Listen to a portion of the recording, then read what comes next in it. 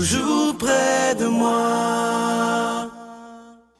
Bon mercredi matin en ce 14 novembre. Comme on le fait tous les mercredis, on va rejoindre notre ami l'abbé Raymond Gravel. Et vous savez, depuis quelques semaines, il prend le temps de commenter ce testament spirituel du cardinal Marty, un homme absolument extraordinaire. Je vous rappelle qu'il avait été sacré cardinal par le pape Jean-Paul II. Beaucoup voyaient en lui un futur pape. Malheureusement, il est décédé à la fin du mois d'août dernier. Malheureusement, il avait la maladie du Parkinson, mais il a laissé un testament spirituel magnifique. On rejoint l'abbé Raymond Gravel qui va nous en parler aujourd'hui. Cette émission vous est présentée par l'organisme catholique La Victoire de l'amour. Depuis toujours, l'être humain cherche le chemin qui mène au vrai bonheur. Pourtant, encore aujourd'hui, notre monde se meurt d'un manque d'amour. Il y a plus de 2000 ans, un homme du nom de Jésus de Nazareth est venu bouleverser le monde, et ce, à tout jamais. Si tu acceptes le Christ dans ta vie, tu es condamné à être heureux.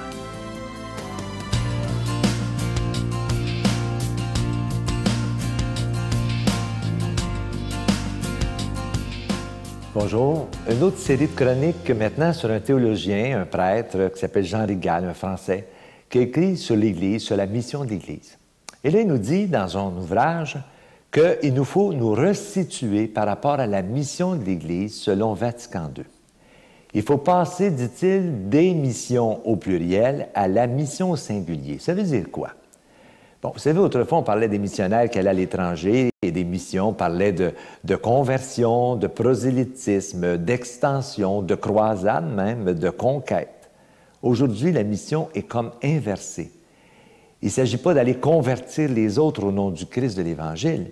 Il s'agit plutôt de nous convertir nous-mêmes au contact de l'autre, des autres, et d'agir au nom du Dieu trinitaire. Dieu est amour, il est communion, et il y a communion entre le Père, le Fils et l'Esprit, et nous faisons partie de cette Trinité de Dieu. Dans l'Évangile de Saint Jean, chapitre 20, verset 21, Jésus dit « Comme le Père m'a envoyé, moi aussi je vous envoie. » Et au verset suivant, le verset 22, il dit « Ayant ainsi parlé, il souffla sur eux et leur dit « Recevez l'Esprit Saint. » Alors Jean Rigal dit « On a toute la théologie de la mission dans ça. On a les trois personnes de la Trinité. Le Père qui envoie le Christ qui nous envoie avec le souffle de l'Esprit. » Alors, cette relation entre le Père, le Fils et l'Esprit se manifeste toujours dans l'action missionnaire qui est la nôtre. Et c'est pourquoi la mission singulière est très importante, c'est la mission de tous les chrétiens. Selon Rigal, le point d'ancrage de la mission n'est donc plus l'Église, mais l'amour illimité de Dieu. L'ancrage est directement théologal. Et vous savez, dans notre Église, on a beaucoup de difficultés à adhérer à cette forme de mission. On part encore en mission pour convertir les autres. On fait venir des prêtres de l'extérieur, ils viennent ici et ils essaient d'imposer leur façon de faire à l'Église d'ici. Alors, pourquoi ne pas se laisser convertir par les gens que l'on rencontre? Et moi, je pense que c'est le but de plusieurs communautés missionnaires actuelles. La pénurie de prêtres et de religieux nous a conduits à faire venir d'Afrique et d'Amérique latine et d'ailleurs des prêtres. Et ils doivent se convertir à notre contact pour pouvoir vivre notre réalité. Alors que nous sommes tous, dans le fond, dans le même contexte. Qu'on aille ailleurs ou que des gens viennent ici, la conversion des autres ne fonctionne pas. La seule qui compte, c'est la nôtre. On doit se convertir au contact de ceux qu'on rencontre. Et c'est pourquoi c'est si important la mission de l'Église. Notre Père qui es aux cieux, que ton nom soit sanctifié, que ton règne vienne, que ta volonté soit faite sur la terre comme au ciel. Donne-nous aujourd'hui notre pain de ce jour. Pardonne-nous nos offenses, comme nous pardonnons aussi à ceux qui nous ont offensés. Et ne nous soumets pas à la tentation, mais délivre-nous du mal. Car c'est à toi qu'appartiennent le règne, la puissance et la gloire, pour les siècles des siècles. Amen. Dernièrement, je recevais une lettre de quelqu'un qui était même très, très choqué parce qu'on devait parler d'argent à l'émission. Si vous saviez comment j'aimerais mieux ne jamais vous en parler, mais on n'a pas le choix. Tous les mois, il faut payer pour la diffusion et la production. Et je veux m'adresser aux gens qui sont peut-être choqués lorsque j'ai à parler d'argent, malheureusement. Je vous demande à vous de ne pas donner. Parce que Saint Paul nous dit, dans une de ses lettres, « Dieu bénit celui qui donne dans la joie ». Il ne faut jamais se sentir obligé. Lorsqu'on donne à une œuvre comme la Victoire de l'amour, il faut dire, « Moi, je veux donner parce que je crois qu'il est important d'annoncer la parole de Dieu dans un monde qui est si malade présentement. Alors moi, je vous remercie de tout cœur. Je vous rappelle ce bel ange de Noël, collection 2012. Vous en recevrez un avec un don de 25 et deux avec un don de 40 $. Je vous rappelle qu'il est déjà béni. Ce petit ange, il est argenté et il est orné de beaux petits zircons. Imaginez, c'est Sœur Angèle qui l'a choisi cette année. Je vous donne l'adresse. La Victoire de l'Amour, casier postal 120, succursale Boucherville à Boucherville, le J4B 5E6, je vous la redonne. La Victoire de l'Amour, casier postal 120, succursale Boucherville à Boucherville, le J4B 5E6. Également par carte de crédit par téléphone dans le 514-523-4433, 523-4433 ou sans frais, le 1-888-811-9291, 1-888-811-9291 et aussi sur notre site Internet, le www.lavictoiredelamour.org. Et j'avais oublié de vous dire aussi qu'à la fin de l'année, au début de l'année, on vous envoie un reçu pour fin d'impôt parce que c'est un don et non un achat qui, évidemment, ce don nous permet de payer pour être à la télévision, pour annoncer la parole de Dieu. Merci.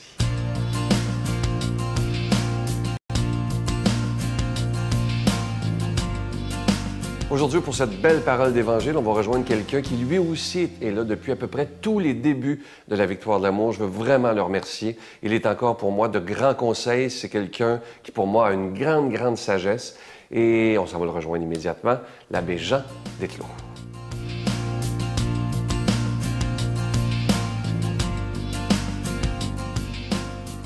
Bonjour, je vous fais lecture de l'Évangile selon saint Luc.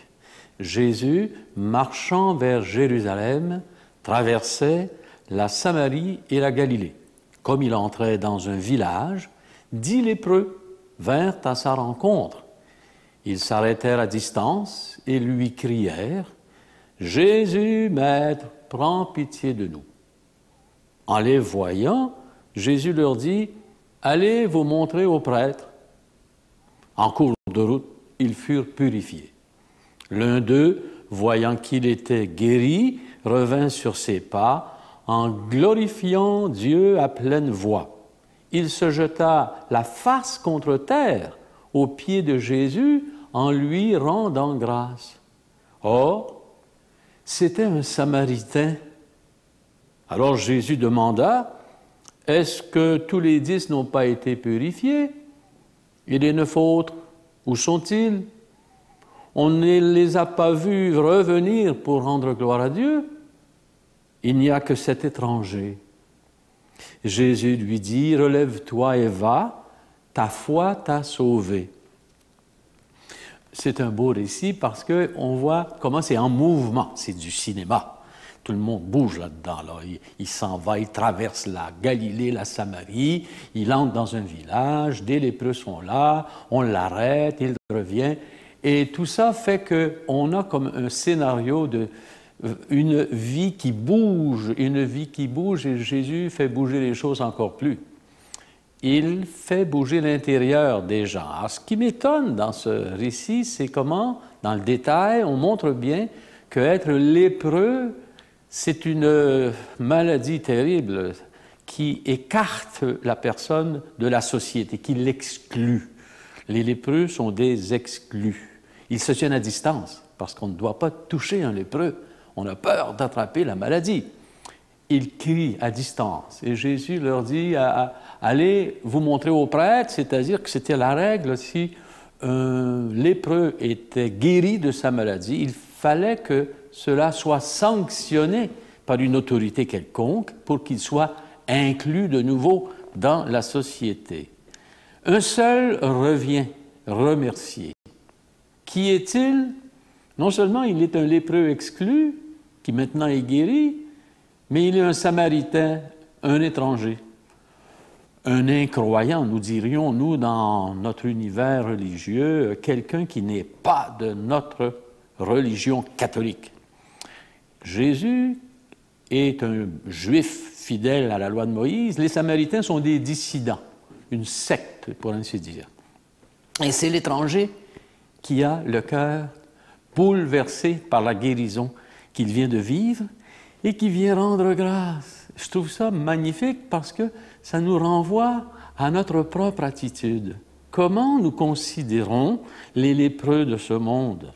Les lépreux de ce monde, ce sont les gens qui se droguent, les gens qui ont des problèmes de toutes sortes, qu'on a stigmatisés comme étant indignes de notre respect, des étrangers d'autres religions aussi. On a dans notre façon de vivre des exclusions. Je suis sûr que vous pourriez faire un petit examen de vos vies. Parfois, c'est dans nos familles. Hein? On exclut des gens à qui on ne veut plus parler, des gens qu'on ne veut plus voir. C'est des frères, des sœurs, des cousins, des cousines, des matantes, je ne sais quoi. Mais on a des exclusions. Alors, il y a ce message de n'exclure personne. Deuxièmement, de ne pas exclure comme groupe humain, comme groupe religieux, des gens qui ne sont pas de notre foi, de notre appartenance. On est de plus en plus sollicité pour accueillir des gens d'autres milieux religieux, d'autres milieux culturels, d'Amérique latine, d'Afrique du Nord, d'Asie, d'un peu partout, des gens de l'Afrique. Et on pense comment notre façon de les accueillir peut parfois être un peu tendue. Ce sont des étrangers. Ils n'ont pas notre couleur de peau, ils n'ont pas notre manière de vivre, ils ne s'habillent pas comme nous, ils n'ont pas notre religion. Et on est tenté de les exclure, de ne pas leur donner, ne pas leur tendre la main. Et c'est un grand défi pour les chrétiens que le Concile Vatican II a voulu relever. Nous célébrons les 50 ans du Concile cette année, et c'est très intéressant de voir comment Jean XXIII a voulu que l'Église s'ouvre au monde qui était en train de se déployer avec de nouvelles cultures, de nouveaux horizons, de nouvelles technologies. Et aujourd'hui, nous profitons de ce concile qui a été un grand changement dans notre vie pour toute l'Église et la société. Je vous bénis, vous souhaite une bonne journée. Je vous bénis au nom du Père et du Fils et du Saint-Esprit. Amen. Je vous salue Marie, pleine de grâce. Le Seigneur est avec vous. Vous êtes bénie entre toutes les femmes, et Jésus, le fruit de vos entrailles, est béni. Sainte Marie, Mère de Dieu, priez pour nous pauvres pécheurs, maintenant et à l'heure de notre mort. Amen.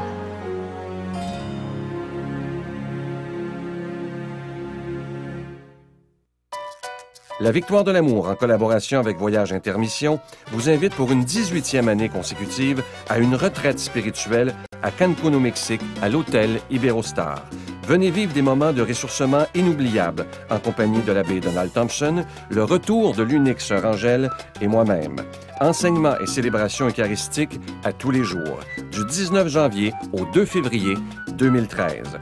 Je vous invite à réserver rapidement avec Voyage Intermission au 514-288-6077, 288-6077 ou sans frais au 1-800-465-3255, 1-800-465-3255. Les profits de ce voyage sont remis à la Victoire de l'amour.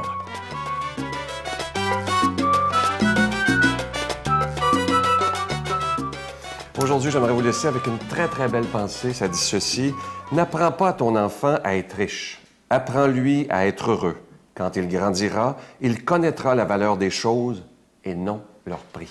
Belle pensée qui nous fait réfléchir aujourd'hui. Je vous rappelle que je suis toujours heureux après l'émission de lire vos commentaires sur Facebook. Merci aussi de votre grande générosité pour l'œuvre, mais merci aussi beaucoup de votre prière. C'est vraiment grâce à votre prière et à vos dons qu'on peut continuer. Je vous dis à demain. Bye-bye. Si dans ton miroir, moi j'ajoute, lui il disait, ta face te déplaît. Moi je dis, ta grosse face te déplaît, ne brise pas le miroir. C'est pas le miroir qu'il faut briser, mais c'est bien toi, ma grosse face, qui doit changer.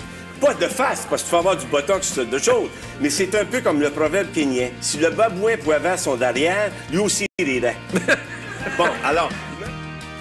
La Victoire de l'amour remercie de tout cœur les Résidences Soleil de leur accueil si chaleureux.